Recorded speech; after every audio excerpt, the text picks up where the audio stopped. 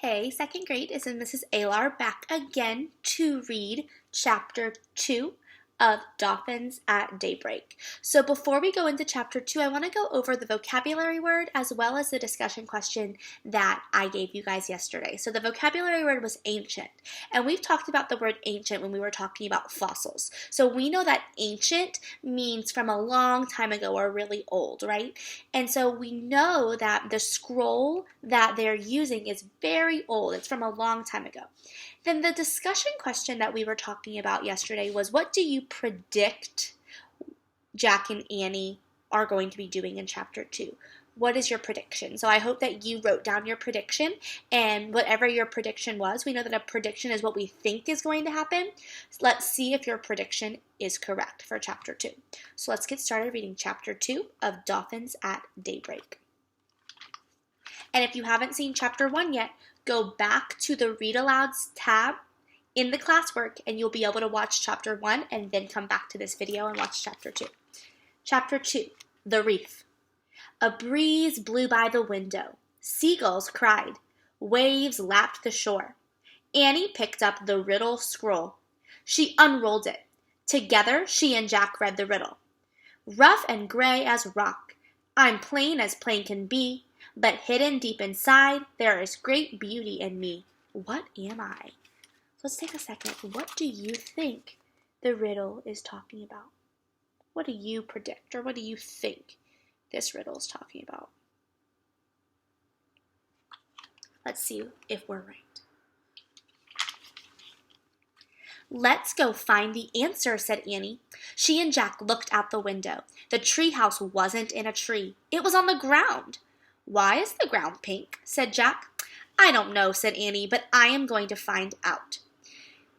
I'm going to do a little bit of research first, said Jack.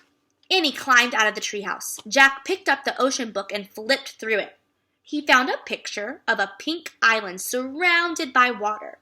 He read, "This is a coral reef. Corals are tiny sea animals. After they die, their skeletons remain. Over time, the reef builds up from stacks of coral skeletons."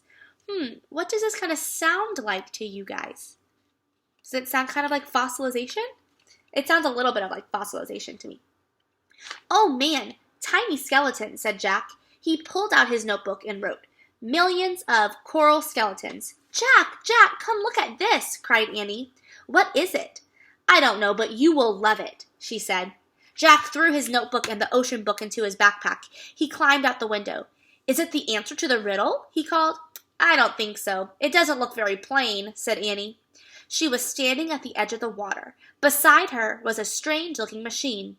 Jack hurried over the bumpy coral to get a better look. The machine was half on the reef and half in the clear blue water. It looked like a huge white bubble with a big window. Is it a special kind of boat? Asked Annie. Jack found a picture of the machine in the ocean book. He read, "Scientists who study the ocean are called oceanographers. Sometimes they travel in small diving vessels called submersibles or mini subs to study the ocean floor." It's a mini sub, said Jack. He pulled out his notebook. Let's get inside of it, said Annie. No, said Jack. Actually, he did want to see what the sub looked like inside, but he shook his head. We can't, it's not ours. Just a teeny peek, said Annie. It might help us figure out the riddle. Jack sighed. Okay, but we have to be careful. Do not touch anything, he said. Don't worry, said Annie. And take your shoes off so they won't get wet, said Jack. He and Annie slipped off their shoes and socks and threw them toward the treehouse. Then they stepped carefully over the sharp coral. Annie turned the handle on the hatch of the mini sub. It opened. She and Jack climbed inside. The hatch slammed shut. The mini sub was tiny. The two seats faced the big window. In the front seats was a computer built on a control panel. Annie sat down. Jack opened the ocean book and read more about the mini sub.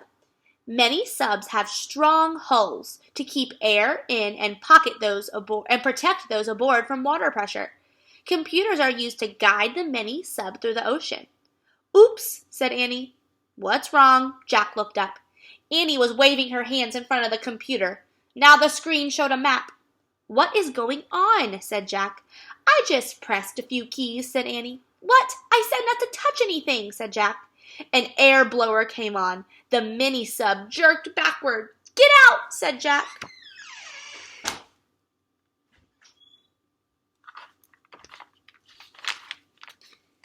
He and Annie scrambled for the hatch. Jack grabbed the handle, but they were too late. The mini sub slid off of the reef, and then it dove silently down into the deep.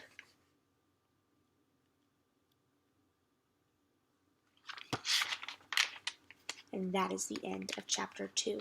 So Jack and Annie are now in the mini sub, in the water. Look out in the comments to see what our vocabulary word of the day is and what discussion question you could write down your answer to or talk to someone who is with you. Have a good day. Bye, y'all.